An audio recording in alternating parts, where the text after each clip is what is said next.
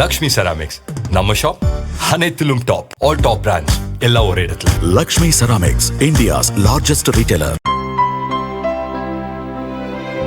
இனிமே கண்ணை மூடிட்டு கடலை எண்ணெய் வாங்கலாம். ஏன்னா மந்த்ரா கடலை எண்ணெய் இதயத்தின் தயாரிப்பு. வறுக்க, பொரிக்க, ஏன் எல்லா சமையலுக்கும் மந்த்ரா தான். மந்த்ரா கடலை எண்ணெய், அபார ருசி, ஆரோக்கியமான உடல் நலம்.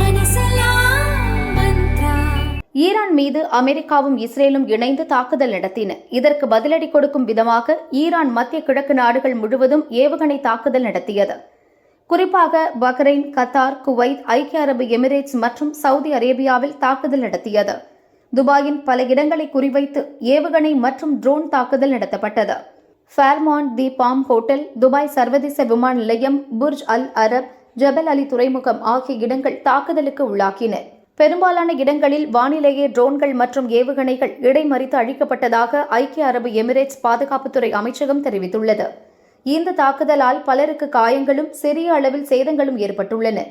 துபாயில் உள்ள ஃபேர்மன் தி பாம் ஹோட்டலில் ஏவுகணை தாக்குதலால் ஏற்பட்ட தீ விபத்தால் அப்பகுதியே புகை மண்டலமாக காட்சியளித்தது. பாம் ஜுமேரா பகுதியில் உள்ள ஒரு ஹோட்டலில் ஏற்பட்ட தீ விபத்தில் 4 பேர் காயமடைந்தனர் என அதிகாரிகள் தெரிவித்தனர். தாக்குதலில் துபாய் சர்வதேச விமான நிலையத்திலும் சேதம் ஏற்பட்டுள்ளது.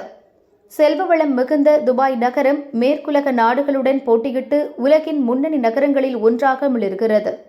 தொழில், வர்த்தகம், சுற்றுலா, நிதி சேவை, ரியல் எஸ்டேட் என அனைத்திலும் முன்னிலையில் இருக்கிறது. உலகின் அனைத்து முன்னணி நிறுவனங்களும் துபாயில் அலுவலகம் வைத்திருப்பதை பெருமையாக கருதுகின்றன. அந்த அளவுக்கு சர்வதேச முக்கியத்துவம் வாய்ந்த நகராக துபாய் உள்ளது. அங்கு வசிக்கும் 40 லட்சம் பேரில் 92% வெளிநாட்டினர், குறிப்பாக ஆசிய, ஐரோப்பிய நாடுகளைச் சேர்ந்தவர்கள். துபாய் மீது தாக்குதல் நடத்தும் பட்சத்தில் போரை நிறுத்த பல்வேறு நாடுகள் வலியுறுத்தும்.